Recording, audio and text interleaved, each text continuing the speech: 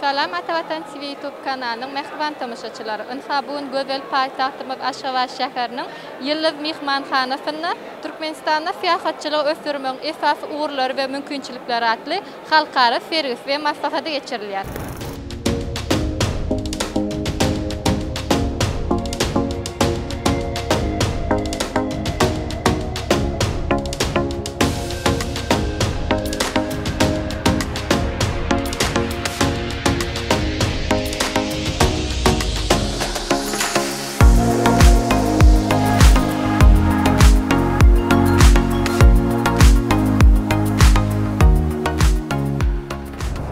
Здесь выставлены украшения, товары народного прикладного творчества.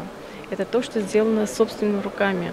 У нас очень много мастера, которые используют натуральные природные ресурсы, натуральные цветы, культуры, поэтому очень часто мы подчеркиваем национальный колорит в наших изделиях.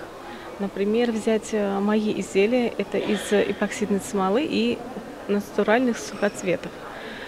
Сама засушиваем, цветы объемные, сушкой прессованные, и также сама их заливаю. Вся работа представлена здесь абсолютно ручная, и здесь мы хотим показать, насколько красива наша и природа, и наша культура, и насколько мы ее ценим. Mehriban tamaşaçylarymyz, inhabun kitçäre ýürüýte öz gelinlerimiz milli ketenimiziň ýürüýte gurjaklary bezäpdirler. Ýürüýte özleriniň el işleri bilen milliligi, gadymylygy ýitirmezlik üçin ýürüýte gurjaklary şu günkü serge höderläpdirler.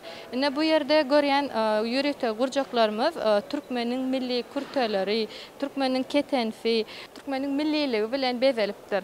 Men Hausta bolsana şerge gatnaşan, men öz milli naqşly torbalary getirdim. Bizim öz milli naqşlarymyz ýetmedi ýaly, şular ýaly gadym keten zatlardan garatly bolýar men işlem. Edýän naqşlarym gadym türkmen naqşlar ýetmedi ýaly. Salam, men Merjan Mamedowa. Jahana Syýahat Agentligine esas hunarmen bolup işleýär.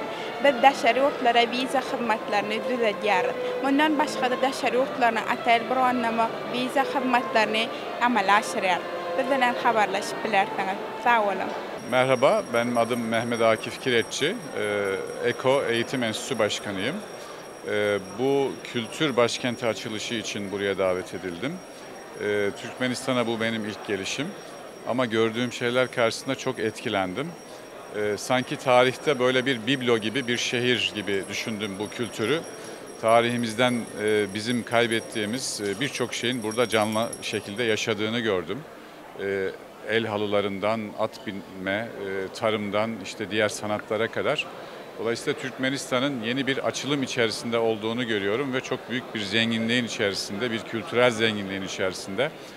Bu kültürü dünyaya buluşturma kararı Sayın Cumhurbaşkanı'nın çok değerli buluyorum. Ve davet edildiğim için ve bu imkanların bana tanıdığı için çok teşekkür ederim.